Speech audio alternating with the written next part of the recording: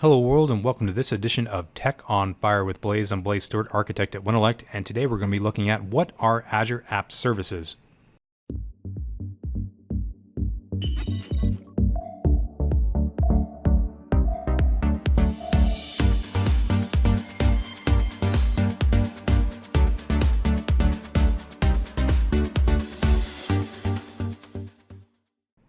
Today we're going to be looking at Azure App Services and what these are and how they work. Now, Azure App Services is, as it might sound, a service to deploy apps, specifically web-facing apps on Azure. This is your platform as a service offering on Azure for hosting your code on Azure. And by doing this as a platform as a service, you no longer have to maintain the infrastructure like you would if you were managing a virtual machine or a virtual machine farm for hosting an application. So it gives you all of the knobs and dials and switches that you need in order to tune an environment to host your application without actually having to maintain an operating system or a web server of some kind. And it can be used to host web apps, mobile backends, RESTful APIs, and over the course of the next several videos on Tech on Fire, we're going to be looking at several of these and looking at Azure App Services and how you can use it for a lot of different kinds of applications that you might want to use within the context of this platform as a service offering on Azure. Now, an Azure App Service gives you the ability to choose a variety of different programming languages. So with Azure App Services, you have first-class support for .NET, and that would be for .NET Full Framework or .NET Core. You can use Node.js, PHP, Java, Python, HTML5, and you can also use Windows containers. That's currently in preview. And what these basically allow you to do is choose whatever language you want. Now, the first class support for the .NET, Node.js, and PHP, and so on, those are the ones that have the framework already installed on Azure App Services, and you basically configure App Services to use whatever framework it is that you're using or whatever programming language that you're using and deploy it to that particular programming language. And then with the option to use containers now, you can basically bring your own platform in a lot of ways. So if your language is not supported, say you're writing something in a more esoteric language and you wanted to run that on Azure App Service, you could containerize that language and then put your app into that container and then deploy that container to Azure App Services using a Windows container or even a Linux container on the Linux option, which we'll talk about in a moment. The ability to use a myriad of different languages implies that there are a lot of different ways that you can develop software, and that would be that you're going to imply that you're going to be using a lot of different deployment models. So what Azure App Services allows you to do is deploy your application through a number of different methods. So that would include something as simple as uploading a zip file to Azure App Services. You have the ability to FTP it. You can use Get, Azure DevOps, GitHub, Bitbucket, Dropbox, or OneDrive. So you have all of these various options that are either hosted services for code management and DevOps, or something that you might just deploy from a local computer, or something that you might have a homegrown type DevOps deployment pipeline that uses something like a zip or an FTP that allows you to take your application and put it up on App Services one way, shape, form, or fashion. The point is that Azure App Services gives you the ability to take your code and deploy it in whatever method that you want to on App Services from any of these services that you might have available to you. You also have a choice of operating systems, and those operating systems would be Linux and Windows. Now, in some cases, you don't really have a choice depending on your platform of choice. That would be .NET Full Framework or Node.js or something like that. If I chose .NET Full Framework, I would have to choose Windows because that doesn't run on Linux. And in some cases, I have to choose Linux on App Services. So if I chose something like Python, because that's not supported on Windows on App Services, I would have to run that on Linux. But in some cases, I can choose either Windows or Linux. So if I chose .NET Core or Node.js, I have the option of running either Linux or Windows App Services. The bottom line here is make sure that your your app service operating system aligns with whatever platform that you're using, because the tooling for these is going to vary slightly between the operating system that you're using and also the assumptions about security and how I might go about using that application and how that application is going to perform and how it's going to behave in whatever environment that I choose. But the choice of operating system on app services opens up a myriad of possibilities for running apps on Azure in a platform as a service environment. So to summarize, with app services, you can choose your language of choice, your deployment model of choice, and your operating system of choice. And you have a lot of options on Azure for that reason. And you can customize it to run your application and optimize it in a way that's going to perform well and work well without having to manage all that infrastructure. Now, with Azure App Services, it starts with an app service plan. An app service plan is essentially the scope and scale of what your application is going to have available to it. So it determines things like how much storage it has, how much CPU it has, how much memory is available, and so on, as well as a number of other things that come with the app service plan. So it's essentially the billing model as well as the feature set that is available to your app services. Now, an app service plan can have multiple app services associated with it. So once you create an app service plan, you can then create an app service, which is actually the container, if you will, that is going to be running your application. And a app service plan, therefore, can have multiple applications installed into that given app service plan. And an app service itself for web apps will have what they call deployment slots. And a deployment slot allows you to run an instance of your application. So it might have one or more deployment slots. And this allows you to have essentially the ability to swap between versions of your website or your application whenever you deploy that to the app service. So you deploy it to one app deployment slot, then it gives you the ability to swap that one deployment slot into the what we call production slot, and it comes up instantaneously with the ability to have no downtime between your deployment and your application going into production. And given an app service has multiple deployment slots, you can have several deployment slots within an app service and then multiple app services in an app service plan. So this general architecture is how the hierarchy will break down whenever you go to deploy applications on Azure App Services. So when you go to create one of these app services, you might think, why am I creating an app service plan? Well, it's really to give you context to your app services and determines the billing model as well as the scale and scope of your application whenever you go to deploy your application to that environment. I'm here in the Azure portal and I want to walk through creating a app service on Microsoft Azure. So I'm going to come over here and I'm going to type in app service into the search here, and then that's going to pull up the ability to create one of the different kinds of apps that you can deploy into an app service, such as a web app or a function app. And we'll look at some of these other things in the future. But today I'm going to look at a web app, and I'm going to click create here and walk through the blades for this. I'm going to create a new web resource group, and I'm going to call it web app demo. And this resource group is going to contain both my app service and my app service plan. I'm going to call it Blaze Web App. And it's going to be on azurewebsites.net. And I'm going to be using code rather than a Docker image. And we'll look at how to use Docker images in the future when we deploy this. And for this one, I'm going to choose .NET Core. But notice the other languages I have available here. I have .NET Core, various versions of that, .NET Full Framework.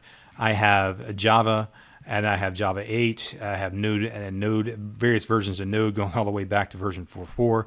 Lots of versions of PHP, Python, and even Ruby.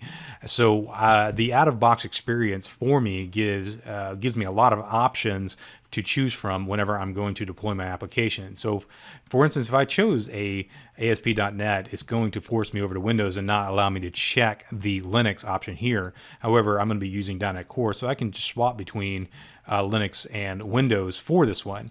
And if I chose something like maybe a Python application, say Python 3, it's going to force me over to the Linux, but I can't click Windows. That's because different languages require a given operating system, but some languages don't really care. So .NET Core being one of those, I'm going to use a .NET Core application for my demo today, and I'm going to deploy it on a Windows operating system. And on my region, I can pick the regions that this is supported in. I'm going to put it in East US 2. And this one down here, I need to come down here and create an app service plan. Now, when I create an app service plan, I can name it. I'm going to call it ASP Web App Demo. And or I can choose an existing one if I had one, but I don't have an app service plan to choose from. And I can choose the SKU and size. Now, given the different kinds of apps, depends on which one of these app service plans I'm going to create.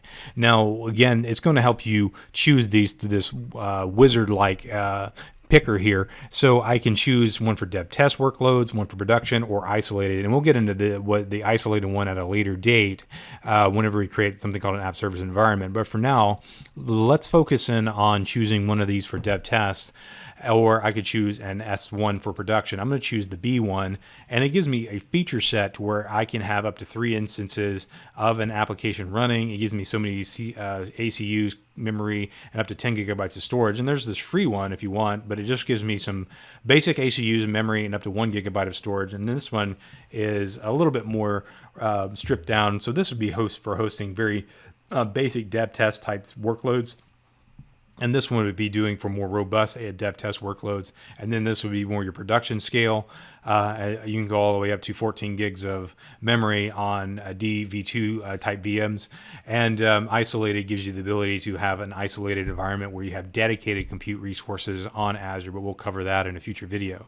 But for today, I'm going to look at the B1, and I'm going to apply this one. So it's going to have a basic B1, which is 100 ACUs and 1.7 gigabytes of RAM and 10 gigabytes of storage for running my application on a Windows operating system. So my app service plan is currently going to have a single web app deployed into a single app service. So let's go ahead, and I'm not going to turn on app services, app insights today. We'll look at that too in a future video and what that is. And then I'm going to go ahead and create my application here. And once I have everything filled out in the wizard, I can hit create, and then I'm going to come back and look at this whenever this finishes deploying. Now my deployment is complete. I can go to that resource and I can look at it in the portal. And I'm going to look at the actual resource group to show you that it has an app service plan and a web app as a part of that app service plan. Now let's look at the app service plan for a minute, and it's going to give me a lot of different options that I can tweak inside of the settings here. If I go to apps, it's going to show me the app services that I have currently running on this. It's going to show me the percentage of storage that I'm currently using, the networking, where if I wanted to do VNet integration or hybrid connections, and we'll look at some of that stuff in a moment in future videos. I can scale up to a different app service plan or for more resources if I need to add more resources to it, or I can scale down if I need to, and scale out as the number of instances of my app that I can have running. Now, we'll look at this in a future video as well, where I can use some of the app service plans, such as some of these production oriented ones, and have a scale out where I can do auto scaling. So that gives me the ability to do things like have more instances of my app running as the load on my application increases. And I can do go to Resource Explorer, and we'll look at a lot of these other type of tools in future videos on app services. But for today, I'm going to go over to my app service, and I want to deploy an app to this to show you how you can use an Azure App Service in conjunction with an application that I'm going to be hosting inside or developing inside of Visual Studio. Now, the first thing I need to do, though, is go and create an application inside of Visual Studio. So let me go ahead and launch Visual Studio here, and I'm going to be using Visual Studio 2019 to do this with. So the first thing I want to walk through is creating a actual app, and this one I'm going to create a new application here, create a new project, and I'm going to choose a .NET Core application. I used this template recently, or I could go through and choose this one, ASP.NET Core web application, and I'm going to click next, and I'm going to call it a web app demo for this particular application, and it's going to be in my source folder there, and I'm going to put the solution in the same folder, and that's fine. I already have one called that, so let's call it Azure or something like that, and then create that application, and then it's going to tell me which template to choose from. Let's go ahead and choose this Angular template, and I just created an application that's got a basic Angular framework installed in it, as well as the supporting infrastructure that I need for that from App Services as well. So all the .NET Core libraries that I'm going to be deploying, as well as the Angular components. And I'm going to let this create. And once we have this created, I can run this locally just to show you that it's just a basic application. It's not really doing much, but it's going to run the dependency restoration, and going to be running npm to install the development environment for Angular, and that's going to install the development server for Angular as well, and all the components around that. And it's also going to install anything else from NuGet that I need to run this application. And these are important because once I have all these installed as part of my application, I will be then bundling my application and deploying this same application up to my Azure App Services. And this is taking a minute to load because it's in the background. It's doing a lot of stuff. And once it's up and running, I have my debugger attached to this application. It's running on a development web server, and everything is running well here. So if I click around on this, you can see that it's just a basic website that has a lot of different things that I can look at. It's not a full-blown application, but it does give me the idea that I have a working application running on .NET Core inside of my development environment using Angular. Now that I have this application created, I'm going to go back to the portal, and I'm going to grab a development profile, deployment profile called a publish profile. Now this publish profile is an XML file that tells my development environment where to publish the application. It also has the credentials baked into it as well. And I can use this with a publisher that is built into Azure, the Azure components that are built into Visual Studio. Now, if I wanted to publish this, I can go back to Visual Studio and go over here to Build, and then go to Publish Web App Demo to -Azure. And what it's going to look for is it's going to give me the ability to actually create an app service on Azure, or I can select an existing one, and or I can import a profile. So what I'm going to do here is I'm going to import a profile because I downloaded that publisher profile to this particular development machine here, and I'm going to open that up, and it's going to give me all of the options pre-populated here with the ability to just click publish. And once I have that imported, everything about my application is now wired up to publish to that app service.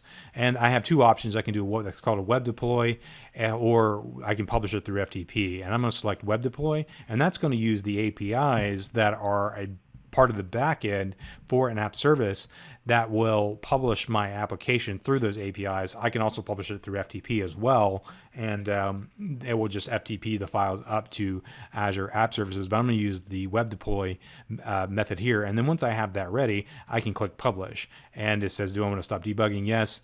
And then it's going to go through the publication of this application. So basically it's going to compile it, and then it's going to package it, then send it up through that web deploy API. And once it has that deployed, I then can go back to my app service and browse to this within the context of my app service. So I'll come back whenever this is finished. Now the publication of my application is done. So you can see down here in the output that it was published successfully, and here's the URL for it. Now, if I hadn't gone offline, it would have actually opened up a browser window that I could have browsed to this application as well. But I'm going to copy the URL here, and I'm going to go over here to my browser window here. And I could paste it in, or I can just click this URL here. So let's go click this URL here, and it pulls up my application running inside of my app services here. So this is the exact same application that I just created inside of Visual Studio, but now it's running on app services on Azure. But given that this is a very basic application, you can see that it's able to just pull up some data and click around on these various tabs up here. And it's obviously not going to be a full-blown application, but once I have have my application written and I'm developing and I want to see how it works on Azure, I can use that same publication profile to upload it to Azure, then send the link to maybe my QA guys to, hey, click around in this and tell me what you think. Or you can share the application with your development buddies or within your development community or even inside of your organization for a endpoint that anybody can access on Azure. So you can see how the integration with the Azure environment with the IDE allows me to have a very seamless way to actually build my applications locally, then publish those up to an environment. But whenever I go to production, I'm probably not going to want to use the method of right-click publish or going to the build and publish because that would skip past a DevOps pipeline that I'm going to be using for deploying my application. So we're going to look at how you can use DevOps in conjunction with app services in future videos as well. But for now, we are doing an introduction to app services. So let's call it a day on this one. And next time we're going to be looking at more of the features available in Azure App Services on future videos of Tech on Fire. If you like this content, please consider visiting us online at www.wintellect.com, and there you can find about services that Wintellect offers, including training and consulting services. Also, please consider subscribing to this channel by clicking on the subscribe button and clicking the bell icon to get notifications when new content becomes available, and also comment down below. You can also follow me on Twitter at @TheOneMule, and also follow Wintellect on Twitter at WintellectNow or at Wintellect. We are constantly posting things about Azure-related technologies and things related to software development. You can also reach us by email at consulting@wintellect.com. Until next time, thank you.